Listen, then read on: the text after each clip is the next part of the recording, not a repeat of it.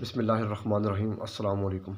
बहुत ही काबिल कदर सामीन नाज़रीन, आज जो मौसम बरसात के तनाज़र में जो आपके साथ वीडियो सेशन जो आज का पैगाम है वो ये है कि बहुत एहतियात करें। बारिशें हैं, बहुत तेज़ बारिशें हैं। जिस जगह में अभी रात को मेरा क़याम हुआ, पिछले 14 से 15 घंटों से 14 to 15 आवर्स कांस्टेंट बारिश मैंने देखी है। लगातार हो रही है और थोड़ी थोड़ी हो रही है, लेकिन एक बात याद रखें, यहाँ मेरा बारिशों के साथ एक और टॉपिक है जो वो है सांप। उसका आजकल के दौर में इन गुज़िश्ता जो दिन गुज़र रहे हैं इनके दौरान सांप क्या करता है, कौन कौन से सांप जो हैं वो काटते हैं, उनका जहर और उनका हमला, उनका कहाँ मौजूद होना, उनसे एहतियात कैसे करना और वो किस जगह पर से निकलते हैं और अटैक कैसे करते हैं और किस किस जगह वो मौजूद होते हैं, अगर वो लड़ जाएं और किस टाइम वो छुप जाते हैं, जब लड़ जाएं तो क्या करें आप, और फौरी फौरी उसके सांप के जहर से या सांप के डंग से बचने के लिए क्या किया जाए, और उन सांपों के हमलावर होने की वजह क्या है, उनके साथ क्या ऐसी चीज़ बीत जाती है या क्या होता है या क्या वो एक्शन है जिसकी वजह से रिएक्शन सामने आता है।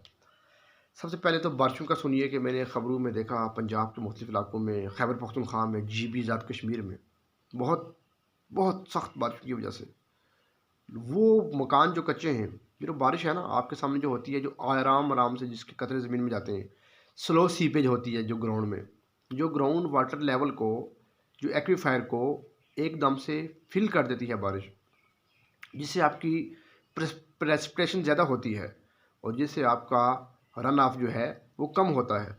मतलब आपकी तो यानी नाले कम चढ़ते हैं और आपकी ज़मीन के अंदर जो पानी है उसकी सीपेज, उसकी इनफिल्ट्रेशन, उसकी सीपेज जो है वो ज़्यादा होती है, जिसकी वजह से आपकी ज़मीन भारी होती है, वज़नी होती है, उसके ऊपर लोड बढ़ता है, उसकी डेंसिटी या उसकी पोरेसिटी मुकम्मल होती है, परमेबिलिटी उसके अंदर जो है वो, उसका अंदर जो फ्लो है ना अंडरग्राउंड, वो मुकम्मल होता जाता है। उसकी वजह से आपकी ज़मीन के अंदर का पानी का लेवल जब बढ़ना शुरू हो जाता है तो ज़मीन बहुत कम्पैक्ट और बहुत कंसोलिडेटेड समझ लें, या वो आप तो सॉलिड लेयर की बात करेंगे, लेकिन ज़मीन के आप वाटर लेवल की अगर बात करें तो उसकी वजह से ज़मीन के अंदर पानी का हुजम जो है वो, उसका लेवल जब मुकर्ररा हदूद या लिमिट से अक्रॉस कर जाता है या उसके बियॉन्ड चला जाता है तो आपकी वो ज़मीन लोड, जब बेयरिंग कैपेसिटी उसकी नहीं रहती तो वो गिरने का ख़तरा होता है। अक्सर आप देखते हैं कि 15 घंटे या 20 घंटे बारिश कहीं पे हुई, आप देखते हैं कि कच्चे मकानों की छतें गिर जाती हैं। उनकी जो होते हैं वो लकड़ी के बाले, लकड़ी के गार्डर्स या लकड़ी के उनके छत होते हैं, उसके ऊपर उन्होंने मिट्टी से लपाई की होती है या लेयरिंग की होती है, तो वो गिर जाते हैं। ऐसे अमवात होती हैं, ऐसे बहुत ज़्यादा डिज़ास्टर्स होते हैं। वैसे भी जब नेशनल डिज़ास्टर्स को पढ़ते हैं तो उसके अंदर भी हम ये देखते हैं कि नेशनल डिज़ास्टर पे, प्रोविंशियल लेवल पे, नेशनल लेवल पे कैसे कैसे बचा जाए।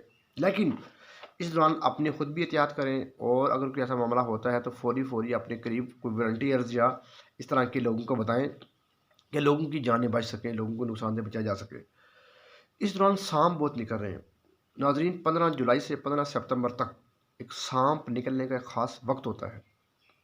सावन का टेन्योर क्या लें या आप उसको उसके साथ मैच कर लें, करीब करीब 15 जुलाई से 15 अगस्त और 15 सितंबर 2 महीने। इसमें मेल और फीमेल जो सांप की अक़साम होती हैं, काइंड्स और टाइप्स ऑफ स्नेक्स, वो आपस में मिलाप करते हैं, वो आपस में फ़िज़िकल उनका इंटरेक्शन होता है, फ़िज़िकल एसोसिएशन होती है, जैसे उनका ख़ास टाइम होता है। तमाम जो अक़साम के सांप हैं वो इन औकात में हमलावर होते हैं और हमलावर होने का उनका एक जो है उनकी इंटेंसिटी, उनकी फ्रीक्वेंसी वो बढ़ जाती है, उनका रेट ऑफ अटैक बढ़ जाता है। और वो अटैक किस पे करते हैं? किसी भी इंसान पे, लिविंग थिंग पे, किसी भी जानवर पे जो करीब बकरी, भेड़, कोई बिल्ली, कोई कुत्ता, कोई भी चीज़ वहाँ पर उनको मौजूद नज़र आती है तो उस पर वो फौरी अटैक करते हैं। किस टाइम ऐसा होता है? सुबह होते से लेकर शाम तक ये टेन्योर चलता है और इन सांपों का ये जो अटैक करने की है कैपेबिलिटी वो इन्हांस कर जाती है। वो ज़्यादातर ये होते कहाँ पे, नमी वाली जगहों पे जहाँ नमी होती है, मॉइस्चर कंटेंट जहाँ ज़्यादा होता है। जहाँ से आप चलें, कोई सड़क है सीमेंट की या दूसरी सड़क है या कच्चा रास्ता है, उसके दाएं बाएं बहुत ज़्यादा पौधे लगे हुए हैं, जहाँ पर सैम का ज़्यादा है, जहाँ पे वाटर की मॉइस्चर कंटेंट जो है वो इन्हांस है, बहुत इंक्रीज्ड है उसकी। वहाँ पे धूप कम लग रही है, वहाँ पे नमी ज़्यादा है, वहाँ पर आपको मिलेंगे। अमूमन आप ऐसी जगहों पे चले, आपके पाँव पत्तों पे पड़ेंगे तो आपको समझ आएगी कि साथ भी पत्ते हिल रहे हैं। साथ में हिल नहीं रहे होते, साथ इन पत्तों के बीच में से, उन पौधों की झाड़ियों में से सांप की गुजरने की आवाज़ आ रही होती है। सांप का कलर भी ऐसा होता है कि आप उसको रिकग्नाइज नहीं कर सकते to with your normal naked eye. यानी कि आप माइक्रोस्कोप लेकर जाएं, आप देख नहीं सकते, क्योंकि वो मैच कर जाती है उसकी लेयरिंग ग्रास के साथ, उन पत्तों के साथ, उन लीफ्स उन लीव्स के साथ, या उस तरह की ग्रीनरी या सब्ज़ा जो उनके पत्ते टूट फूट करके गिरते हैं पौधों से, उनके साथ उनमें वो छुपते हैं, तो उनको अच्छा है कवर मिल जाता है अपने आप को छुपाने के लिए भी। फिर खड़े पानी के किनारों पे देखें आप, जहाँ पे कोई छोटा सा तालाब है, कोई पॉन्ड है, कोई होज है, कोई आर्टिफिशियल पानी का रिजर्वायर है, उसके दरमियान में नहीं, साइडों पे जहाँ पर मिट्टी और रेत और मड की कोई छोटी सी एक रेशो भी होगी, उसके साथ अपनी ना एक कर्व सा बनाकर वहाँ छुपे हुए होंगे। मैंने खुद 2-3 जगहों पे देखा भी। एक दो दोस्तों ने मुझे पिक्स भेजी, मैंने वहाँ से भी सर्च किया इन चीज़ों को, तो मुझे ऐसा ही लगा। एहतियात कौन करेगा? वो लोग जो ज़्यादातर विलेजेस में रहते हैं, गाँव में रहते हैं, वो लोग जो छपरों के साइड्स पे रहते हैं, वो लोग जो नालों के करीब रहते हैं, वो लोग जिनके घरों के करीब से छोटी छोटी नदियाँ गुजरती हैं, वो लोग जो ज़्यादातर दरख्तों के बहुत डेंस एरिया में रहते हैं, वो लोग जो जंगलों के अंदर या करीब करीब रहते हैं, वो लोग जो तालाब के करीब रहते हैं, और रात के वक्त भी एहतियात करें। शाम तो वही है, एहतियात का टाइम सिर्फ सुबह 4:30-5 से लेकर शाम 6 बजे तक नहीं है। रात को बाहर जाएँ तो टॉर्च ले जाएँ, और टॉर्च भी ऐसी ना हो कि मोबाइल की टॉर्च है तो एक हाथ से मोबाइल देख रहे हैं आप। एक दो अशखास खड़े थे मेरे साथ, एक मरतबा का जिक्र है, मैं भी खड़ा था उनके साथ, अपने घर से कोई 200 मीटर का फासला सड़क पे, तो मेरी टांग के दरमियान से सांप गुजर के चला गया। मैंने इस टाइम नीचे देखा था आदमी, तो मेरे उसकी सिर्फ इतने सा पार्ट रह गया था, एक दुम गुजर रही थी, ऐसे स्पीड ये थी उसकी। ये बिलफर्ज वो मेरे पाँव को ही काट जाता। सांप बता कर नहीं काटता, सांप बता कर अटैक नहीं करता। लिहाजा टार्च हो और वो आपकी फोकस्ड हो, आपके दाएं बाएं आपका एरिया आपको दिख रहा हो। उसका फ़ायदा क्या होता है कि बंदा एहतियात करता है, बंदा पीछे हो जाता है, बंदा आगे चले जाता है, बंदा रुक जाता है, बंदा स्टे कर लेता है। और बाद सांप फोल्ड हुए होते हैं। एक मतलब एक जगह पे गया, उनके करीब एक ना किचन में रखने वाला होता है जिसके ऊपर हम बैठते हैं अक्सर, लकड़ी का, जिस तरह आजकल स्टूल होते हैं, बिंडा बोलते हैं उसको हम पंजाबी पहाड़ी में। उस बिंडे के कोने के नीचे एक सांप कवर हुआ था। एक बंदे ने उसको बिंडे को उठाने लगा तो उसने रख दिया कि यार चलो किसी और चीज़ पे बैठ जाते हैं, उस लकड़ी के स्टूल पे नहीं बैठते। कुछ देर बाद वो लकड़ी का स्टूल उठाया तो नीचे सांप ऐसे फोल्ड हुआ है, जैसे जलेबी होती है या जैसे रस्सी होती है। बिलीव इन मी, हमने समझा कि रस्सी है, लेकिन वो रस्सी नहीं थी, वो सांप था। डराने के लिए नहीं बता रहा आपको, एहतियात करने के लिए बता रहा हूँ। मेरी एहतियात से अगर कोई 2-4-5 लोग या कुछ 100 सैकड़ों लोग एहतियात कर लेंगे, तो मैंने उसको एहतियात करवा दी, तो मैंने अपना इल्म उन तक पहुँचा दिया। It's enough for me. It's not my mission to make uncertainty and anarchy in different localities and regions around the globe. No and never. अगर सांप आपको डस ले तो आप क्या करें? इन गाँवों में, इन इलाकों में आपके पास एक नालों के, दरियाओं के, नदियों के और आपके मोहल्लों में एक पौधा लगा होता है, उसको बोलते हैं अख या अक। मतलब एक मुहावरा भी है ना पंजाबी में, बोलना तो नहीं चाहिए किसी के पीछे ना। किसी ने कहा कि तुम्हारी अगर कमर पे या तुम्हारे पीठ पे अगर अक लग जाए तो क्या करोगे? तो उसने कहा था कि मैं छाँ में बैसा हूँ।